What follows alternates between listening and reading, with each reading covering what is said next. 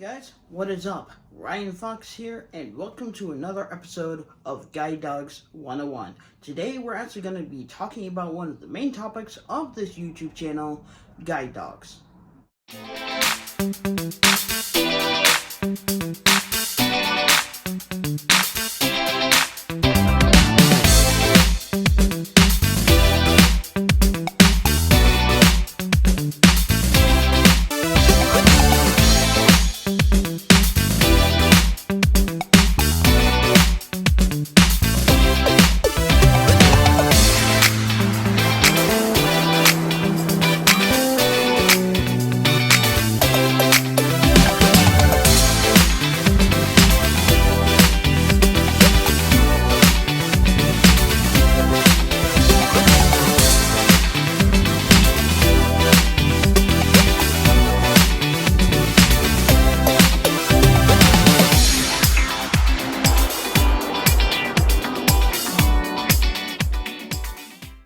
Hey guys, welcome back to the channel.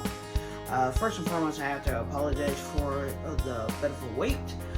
It's just that things have been a little busy with, things that I had to take care of around the apartment. I also had a ton of appointments as well as, getting work started and everything and having to deal with all of that. But I actually now have some time off, and it's the weekend. I don't have anything to do right now. So, for this episode, we are actually going to meet a guide dog. That's right, we're actually meeting my guide dog, Kia.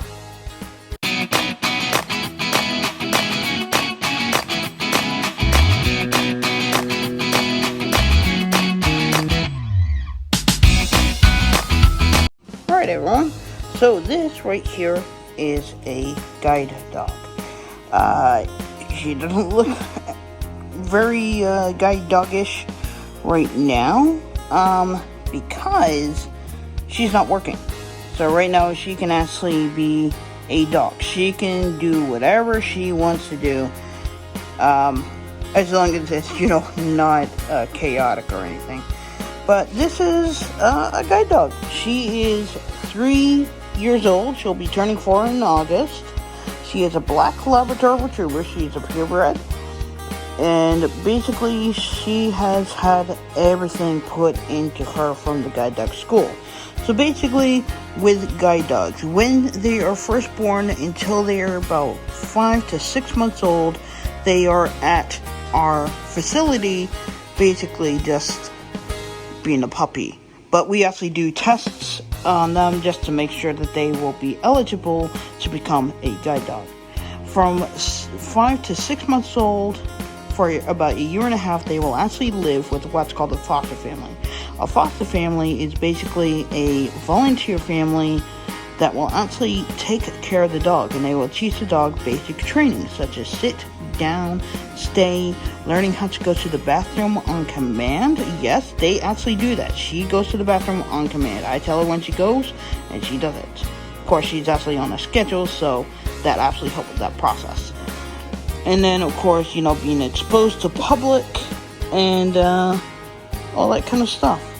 And then she actually comes back to the guide dog school, and once she has finished and passed the training process of becoming a guide dog, which usually takes about 6 months or a little bit longer, then they are actually matched up with a handler, which basically means the person that actually needs a guide dog that's blind.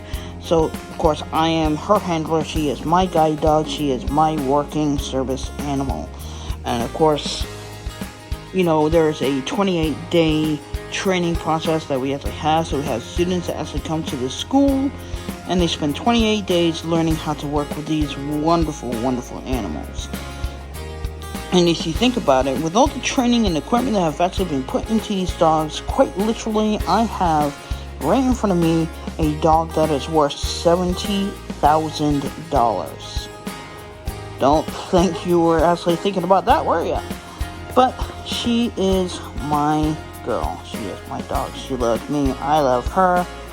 And we absolutely are a wonderful working team. She does everything that she can to take care of me. And of course, my job is making sure that I know where to go, because that is my job. O&M, or orientation and mobility, which is basically a blind person going from point A to point B safely and independently without the reliance on others, it's a huge thing in life. And of course, you actually need to have that skill in order to get a guide dog. You can't just get a guide dog and expect for it to work. You actually have to have the skills of orientation and mobility for at least a year before applying for a guide dog. And once you have the O&M, and of course you fill in the application, then once you are approved, then you will actually get matched with a dog. You will come to the school, you will do 28 days worth of training with the dog, you graduate, and you go home. Now, of course, there's a whole bunch of stuff in between the lines of what I'm telling you, and I will actually go over that in the next few videos. So, basically, I just wanted to show you my guide dog, and I'm actually going to show you her equipment real quick. Okay, so this is actually all of her equipment. So, this is just sunglasses. I keep them there just so that, if I need them, I can grab them. This is the guide dog harness. This is a sign that says, please ask him before petting me. Okay, because that is vastly huge. You should never, ever pet a service dog / guide dog. So basically, service dog is what they are. Guide dog is just the dog's job title. So they are a guide dog. The definition of a service dog is a dog that actually has had training over a period of 2 years from a school or organization to aid someone with a disability. Okay, so that's what that is. So, never, ever pet a service dog unless you have asked the handler. If the handler says no because the dog is working, please respect that, because the dogs cannot get distracted from what they are focusing on, which is the handler, and they need to concentrate on taking care of the handler and all that kind of stuff. When this harness is on, the dog knows that it's working. When the harness is off, then of course the dog can be as cute and cuddly and funny and goofy as it wants to be. So actually on here, let me see, it says Guide Dogs of the Desert, which is the school that she comes from, and the school that I actually work for, Palm Springs, California. Okay, the school is actually in Whitewater, California, which is just outside of Palm Springs, but this is where we actually get the harnesses made, I believe.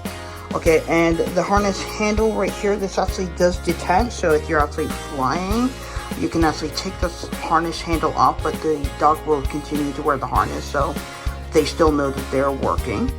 Okay, and of course you have the sign, and of course the sign actually has a pocket in the back here, and you can actually keep your dog ID in there. Usually you don't use it, but there are some rare occasions where you need to use it. Of course, the law is actually going to change. We don't know when it's going to change, but it's going to change so that it will actually be a lot different. Okay, this back here is actually her dog booties.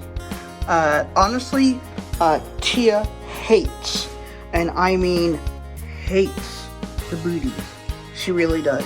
But if it's a day where it's really hot and you don't want the dog to burn their feet, her booties are in this, and I always have it hanging here just in case. Right here, these are actually called tie downs.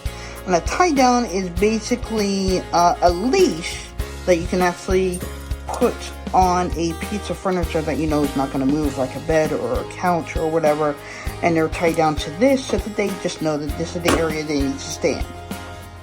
Of course, we actually have her leash. Actually, this is the part that actually clips onto our collar.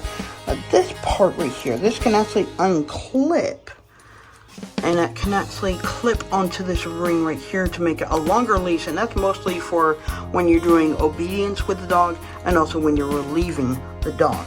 So that's basically her equipment, but there is so much more to this, and this is stuff that we're actually going to go over with Guide Dogs 101.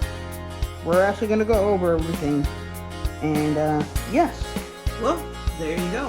That was my guide dog. Now, I apologize, it's not exactly the longest video of all time, but at least I wanted you to meet my guide dog.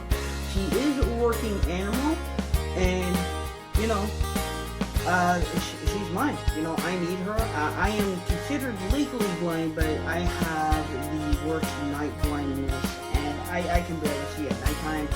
So, for nighttime, I really need her. During the day, I still need her because with my vision, there are still things that I can miss and I can bump into and really hurt myself. So she actually helps me avoid all those obstacles.